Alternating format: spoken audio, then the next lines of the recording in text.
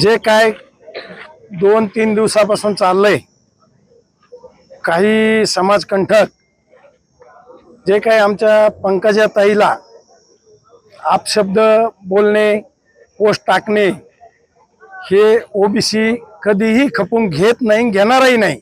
नमस्कार, Maharashtra times online मध्ये आपलं स्वागत आहे. बीड लोकसभा मतदारसंघामध्ये लोकनेत्या पंकजा मुंडे यांचा पराभव झाला आणि त्यानंतर पाथर्डी तालुक्यातील एका तरुणाने त्यांच्याबद्दल एक आक्षेपार्ह स्टेटस ठेवलं होतं. त्या तरुणावरती पाथर्डी पोलीस ठाण्यामध्ये गुन्हा दाखल करण्यात आलेला आहे. परंतु त्या स्टेटसच्या निषेधार्थ आज सकल ओबीसी समाजाच्या वतीने पाथर्डी बंदची हाक देण्यात आलेली आहे. आपण पाहू शकता की या ठिकाणी पाथर्डीकरांनी उत्स्फूर्त असा बंदला प्रतिसाद दिलेला आहे. या ठिकाणी सर्व व्यवहार बंद आहेत, दुकाने बंद आहेत आणि येथील सकल ओबीसी समाजाच्या वतीने पाथर्डी पोलीस स्टेशनवरती मूक मोर्चा काढण्यात आला आणि या मोर्चान्वये पाथर्डी पोलीस स्टेशनचे पीआय असतील यांना निवेदन देण्यात आलं की या दोषींवरती कडक असं शासन झालं पाहिजे, कारवाई झाली पाहिजे.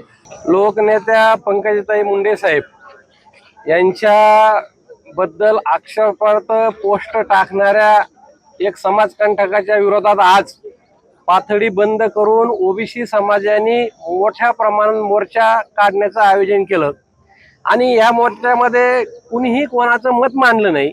एक मूक मोर्चा टाईपचा मोर्चा होता. हा एक अशा नीच प्रवृत्तीच्या लोकांचं कुठंतरी निषेध करण्याचा हा विषय होता.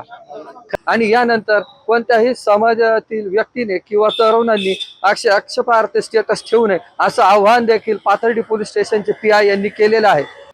सर्व वंजारी व ओबीसी समाजांनी आज पाथर्डी बंदचं आवाहन केलं होतं आणि त्या अनुषंगाने आज पाथर्डी शहरातील तालुक्यातील सर्व समाज बांधव पोलीस स्टेशन येथे मूक मोर्चाने आले होते.